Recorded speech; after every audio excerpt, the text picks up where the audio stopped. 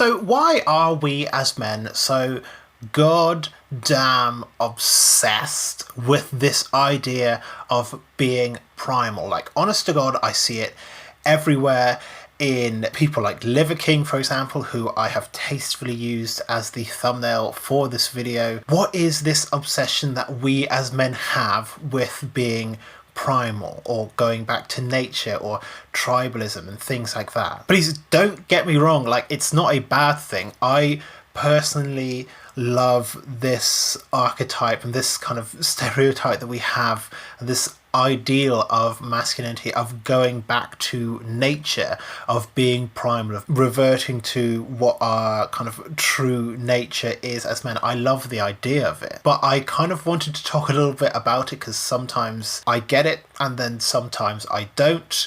I first started thinking about this when I was reading this Reddit post that's on the screen that was talking about how people in kind of the red pill community, or the alpha male community, pickup artist communities, seem to be very much obsessed with this idea of being primal and how they use it to rationalize a lot of their arguments. And I don't really want to get too much into what it is that was spoken about on the Reddit post, but the guy said, I swear to God, whenever red pillars rationalize their argument, it almost always reverts back to something primitive, when there were still Neanderthals and cavemen.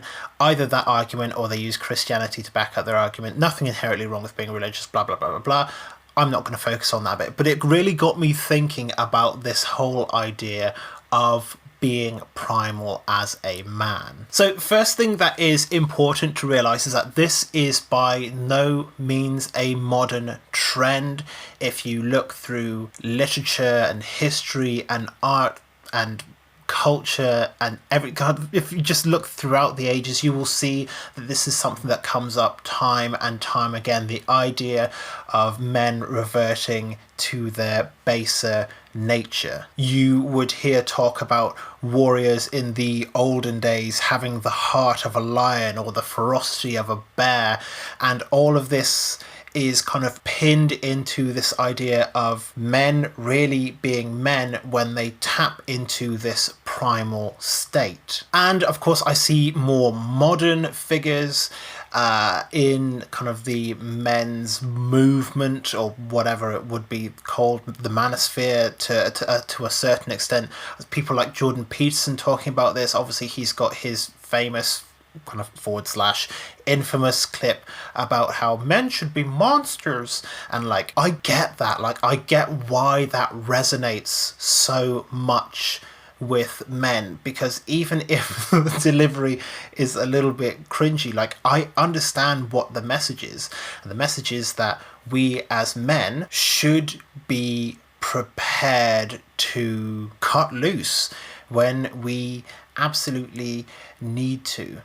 Now, obviously, this does tie into certain stereotypes about men, masculinity, that are not super helpful to men, but it also ties in with things that are, and unpicking the two is difficult. And this is just a short video, and I don't really have time to unpick the two. And like I said, I do like this idea for men. I call it the beast man archetype, and it must be attractive to men in some way, because a lot of men will spend thousands or even tens of thousands on like men's camps or boot camps or residential trips where they go with a bunch of other men and really just get back into nature. And there's a lot of reasons why I think this is so attractive to modern men. The most basic attraction, of course, being that when you look back into history, into way that things were, things seemed a lot simpler than they are right now. There's a lot of complexity. At the moment, we are going through a crisis of men and masculinity, where men don't know what it means to be a man anymore. The traditional models don't seem to be working, and the other alternatives that are being presented don't seem to be fixing in, and they don't seem to be attractive to men in the way that the more positive aspects of a traditional masculinity are. And I'm not saying that all of traditional masculinity is perfect, because it isn't. but I'm saying that it's not all bad either. There's a reason why it has endured for all of this time. Men back then also had a very clear sense of direction. Like I said, things were much more simplified, and we have very much overcomplicated life through progress and technology.